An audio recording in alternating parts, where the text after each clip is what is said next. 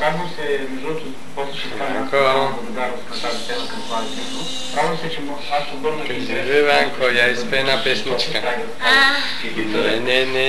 Не.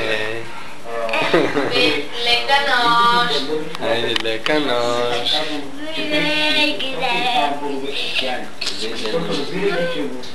Айде песен. Зайченцето бяло, Когато е първо женското и мъжкото начало, човека, и след това от него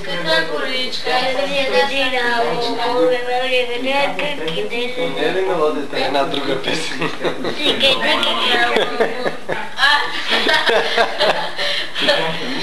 Я иди при мамата ми, я иди при мамата. Зайченцето бяло. Албена също пееше на малки такива песни. Айде, Ванко, зайченцето бяло. влязаха по екипито около една година, но се отказах, защото е свободен. Ванко. Да не пусне ти първа или втора? Значи, по линия на мъжкото и женското начало, Ванко пари там да ще моята книга, има 4 типа хора.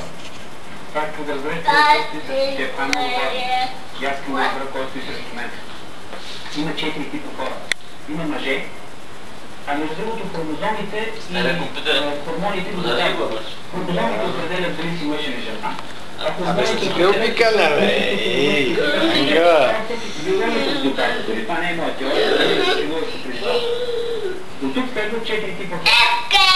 4 типа мъже, с преобладаващо мъжко в тях. Преобладаващо мъжки хормон. Тоест, истинските мъже.